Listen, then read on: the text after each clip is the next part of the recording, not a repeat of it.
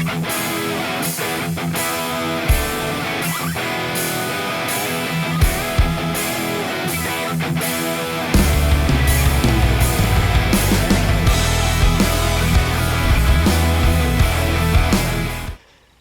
to the channel, everyone. Today working on the 2005 Duramax here. Gonna do hopefully a quick repair. I've got the steering shaft clunk. I believe that's what it is anyway. When you're driving around and you're steering, you're turning, mostly happens when you're turning with like little potholes and stuff. You'll hear and feel that kind of clunk in the steering wheel. So hopefully I got the right part here to fix that. Here it is. They call it an intermediate steering shaft, I guess is what they call that. I got this one here, Dorman 45176. This is the steering shaft that goes through the firewall, connects the steering column to the shaft that goes to the steering box. So I guess it's the middle shaft or whatever they want to call it. Anyway, this is the new one here. Pretty short shaft. Looks like we got a bolt here and a bolt here on the end.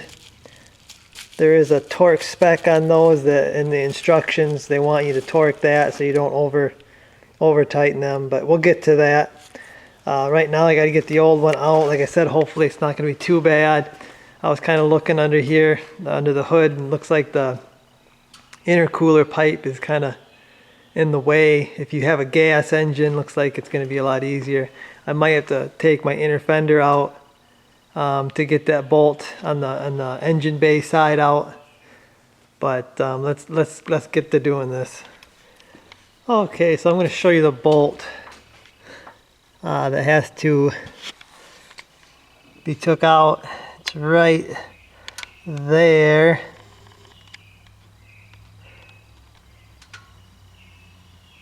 So you got to take that one out. There's one underneath the dash. I'll show you that one. Okay, so here we are under the dash, guys. There's the universal joint on the shaft that I'm replacing. There's the bolt that you're going to have to take out. It looks like it's got some sort of a steel bracket on it, but we're going to take that out. Hopefully, this is my clunking noise. I think there's an upper bearing in the column or something. I don't know if something like this has to do with it. There's a bearing in the column or something that can cause you clunking. But I guess we'll start with this shaft and see if this does it. So I gotta get that bolt out. Hopefully I'm gonna be able to push this down and pull it out. That's the way I would guess, but we'll see here. Okay, so I got the old shaft out. I actually had to unbolt this from the firewall. There's 3 studs that hold it on there. Really easy. I think 10 millimeters is what I used to take that off. But this slides on this, and it kind of seals right here in there. This new one's got the same type of kind of rubber thing. So I'm just going to slide it over the new one here, I guess. I don't think you're going to get it off without taking this off. It wasn't that hard anyway. I'm not really seeing a whole lot of looseness. I think there's a little bit of looseness here in the splines. You can see the difference in this original GM. It's actually got splines in there that slides. Now this this Dorman one is it's a whole lot stiffer.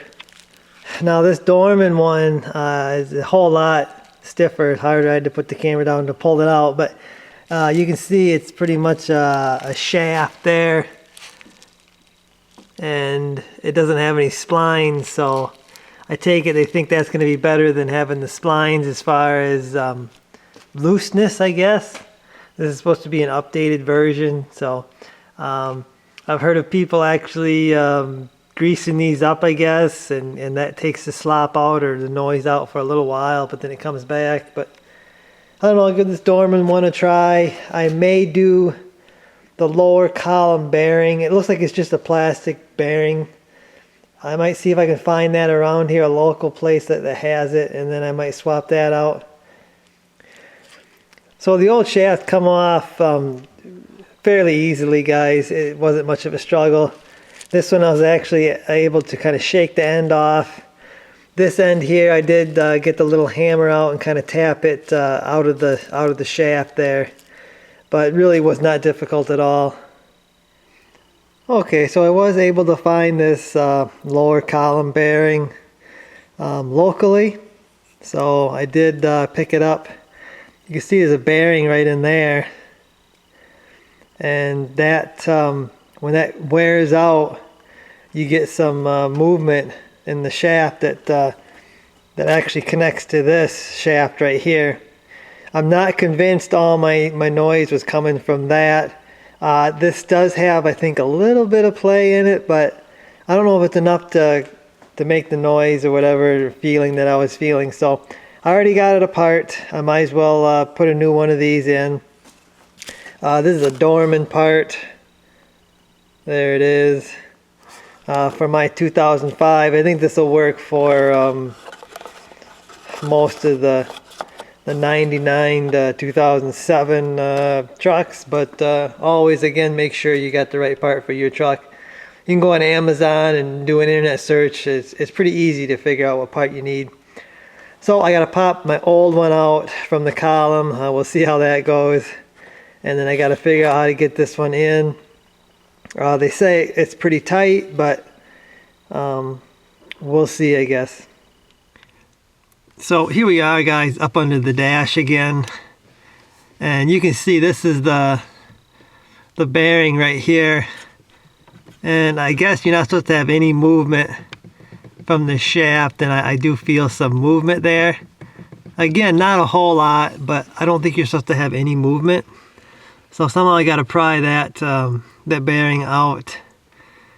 And this is a whole lot easier with my intermediate shaft out. So if you're going to do this, it's probably best to do both these pieces at the same time. That's what I would recommend.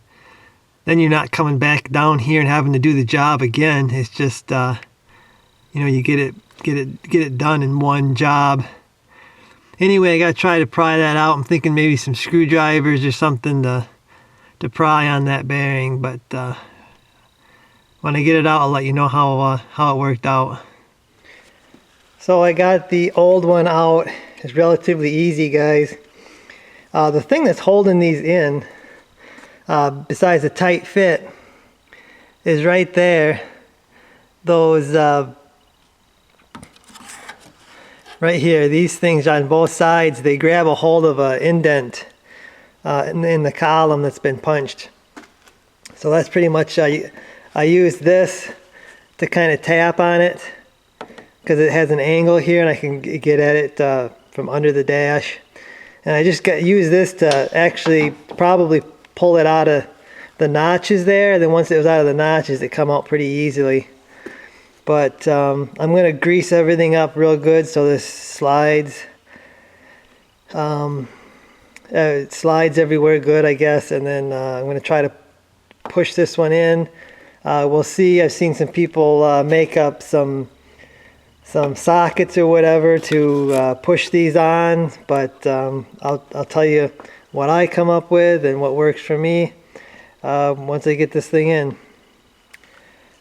Okay guys, so a few minutes later, I've got my new bearing in, and it really isn't that difficult. I was a little scared. I heard some people say like 3-hour job and stuff like that, but it's really not that bad. I got this big snap-on 1.5" socket, and I was able to tap it on with this.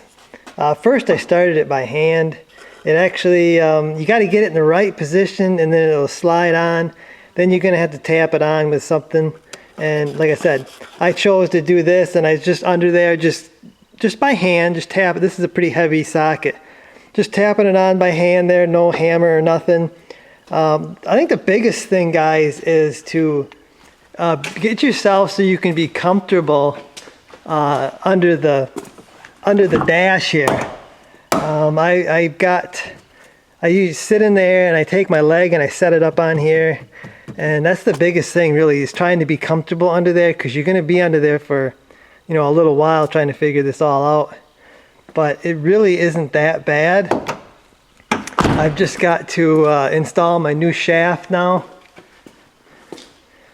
on there. Just got to bolt this on. I can't forget to put my boot on, and it shouldn't be that bad, guys. I'm going to finish this job up and we'll take a look at it. Okay, so before I put this back up here, I wanted to show you this bolt and nut that go in the shaft by the universal joint under the dash. You can't take this bolt off. This is all one piece, crimped or whatever, so you got to take the nut off. That's the only way you're going to get this off, is you got to take the nut side off. So remember that when you're under the dash, you're not going to get the bolt, you got to go after the nut. Okay, so I've got my installation pretty much wrapped up, except for torquing the upper and lower bolts on this shaft. It says right in here, they give a slip of paper with the shaft, and it says torque wrench required, and it says both mounting bolts must be torqued to 37 foot-pounds. They don't want it torqued over that because I guess it can squish the it can squish and damage the parts that it slides into. I guess it would make it difficult to get them out and back in a new part if you over torque them. It's pretty hard to get a torque wrench up here with the bolt facing the one way. I might have been able to spin it around, I didn't look. But just be aware of that. They want this 37 foot-pounds torqued top and bottom bolt on this shaft. I'm going to torque this lower one, but like I said, pretty difficult to get a torque wrench in here. And this upper one, unless you spin that nut bolt thing around. Okay, so just wanted the final shot under here, the new bearing, new intermediate shaft. You might have been able to turn this around, and then you could have gotten a torque wrench on this bolt here. So you might want to look into that if you're doing this. I've already got it up there and tight, so I'm not going to take it off. But that thing is rock solid. I can't really hold the camera and show you, but there is no movement whatsoever in this shaft. So I'm pretty confident I've got this all fixed. So I'm going to button this all up, take it for a test drive, and I'll let you know what I think. Okay guys, so another word of caution is once you unhook your steering wheel from the shaft, your steering wheel will be able to spin around and around. You do not want the steering wheel to move. I think they make a tool or something, a pin or something you can stick inside here and stop it from turning. I've heard of people putting their seat belts around it to stop it to turn. Do not let your kids sit in here and spin this wheel while you're doing the job, because you can wreck stuff in the column. So do not let your steering wheel move while you're doing this job. Well, there it is, guys. Did some test driving, found some rough roads here, and it feels excellent. So we can cross that off the list and move on. You heard my door snapping. I got to do that spring. Do a video on that too once I get the part. But anyway, hopefully this video helps you guys out when you're trying to fix your steering clunk. But yeah guys, I guess I'll see you.